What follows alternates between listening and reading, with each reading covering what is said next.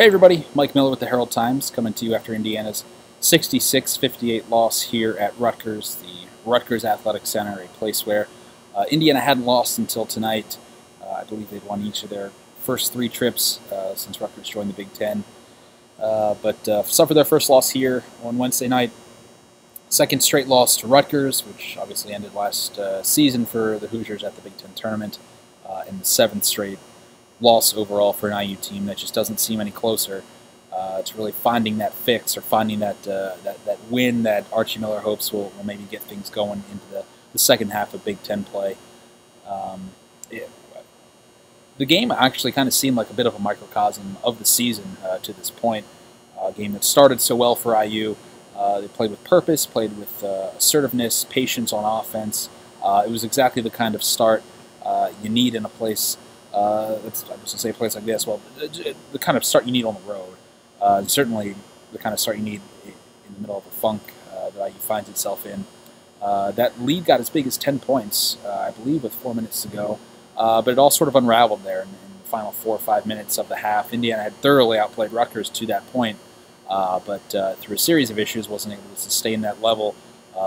Fouls, Juwan Morgan and Romeo Langford off the floor for the final 2 minutes of the half, at which point you're playing a mishmash lineup of guys that right now are just either not equipped, not ready, or not confident enough to really help you out. In some cases, it's probably a mixture of all three for those guys. It just further underscored just how much Indiana needs Juwan Morgan and Romeo Langford on the floor. It's a tough situation where obviously you need to get those guys breaks as well, but fouls is they just can't have those foul situations those guys found themselves in late in the first half when you have a bench that's just not producing really at all. Another non-factor type night from the bench. Couple it with a bad night from Rob Finney. It was not his best game for sure.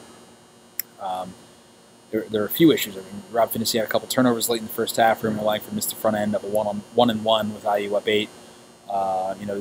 Unable to really sustain the shooting that they even found early in the game. I thought one of the early bright spots coming into this game was, or early in this game I should say, was the fact that IU was just shooting the ball, trying to manufacture confidence to a degree. You saw guys who were shooting freely, shooting quickly, shooting really without taking that extra half split second, whatever it is, to really think about the shots.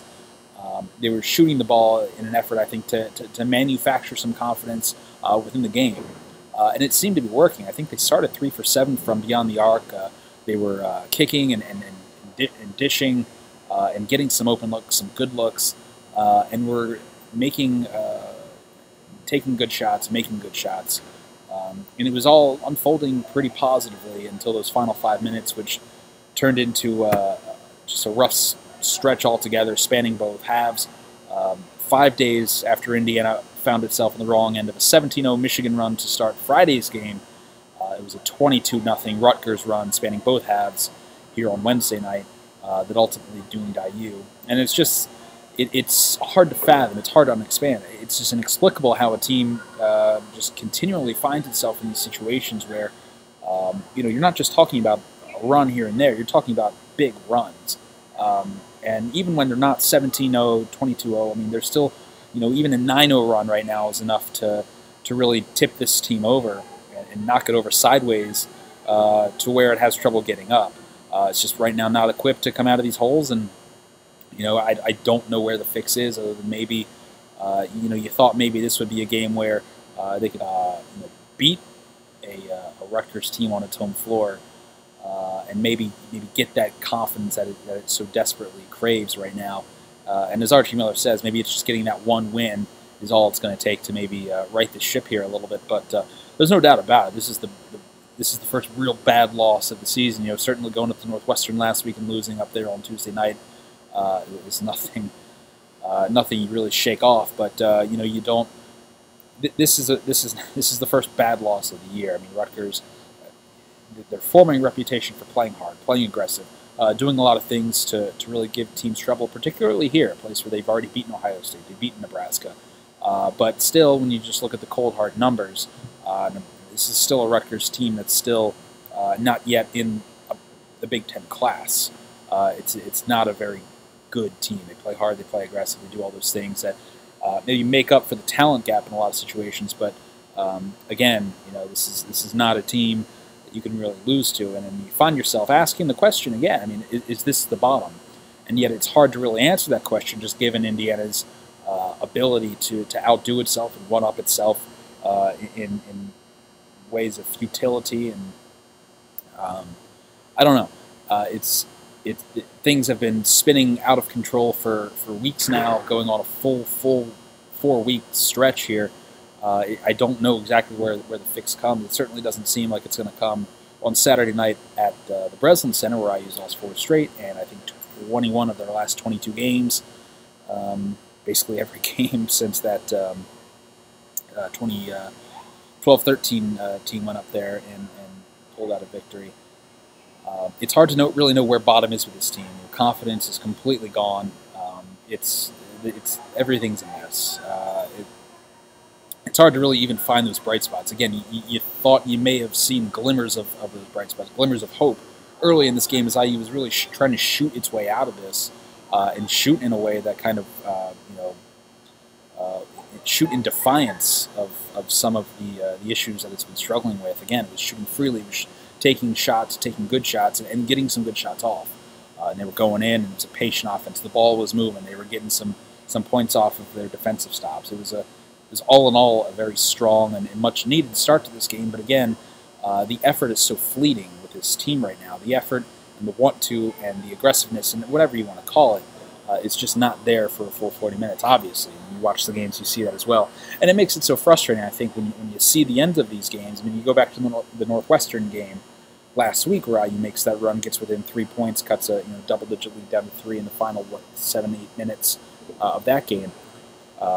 Didn't quite get as close tonight, but again, you saw enough fight and will in the final few minutes that just makes you go, well, where is this? I mean, it's just, again, it just makes you shake your head and wonder what goes on inside inside the minds of these guys as they find themselves in these prolonged offensive droughts that ultimately are dooming them in these games. There is some fight with this team. It's just not there consistently. I thought it was pretty revealing and equal parts revealing and concerning when we asked Justin Smith about this last week after the Northwestern game, just saying, what allows you to flip that switch? What allows you guys to really get it in gear, late in that game, and I guess late in games in general? And his answer was kind of telling. It was that we look at the scoreboard and see we really need to do it, and so we do it. And it's sort of like, that's, on one hand, that's admirable that you're able to put it together in that kind of situation. On the other hand, it should never have to be that way. It should never have to be that way. You shouldn't have to be scared straight, as it were, to get things right and fixed. But that's just who this team is right now. It's a team that is definitely lacking chemistry. It's lacking confidence. It's lacking a whole lot. There's not a whole lot working right now. You know that. And whether or not this is the bottom, it's hard to say. Again, from here you go up to Michigan State, a game that was never going to be easy. Even with a full assortment of players, a full roster, a healthy bench, what have you, it was never going to be an easy game. More difficult now, given the stretch Indiana was riding, and it's where things stand with this team, and who's available, and who's performing, and who's not. And right now, it's a whole lot of nots when you look at the Indiana roster. But that'll do it from here. A 66-58 loss to Rutgers. Again, the first time Indiana's come here to Piscataway and dropped a game. I wondered at least coming in, I thought back to the 15-16 season. IU had obviously struggled its way through the non-conference portion of the schedule in 15-16. Came here on a Wednesday afternoon, I want to say, early evening, and really just, it was a rock fight of a game, just ugly game here. And you were wondering that game, like, are they going to lose this game?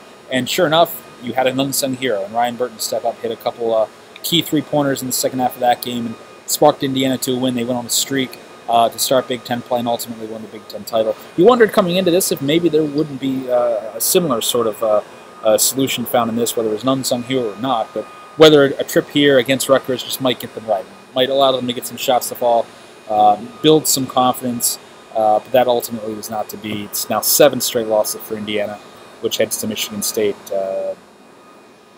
see what happens. But that'll do it from here. See you guys in East Lansing.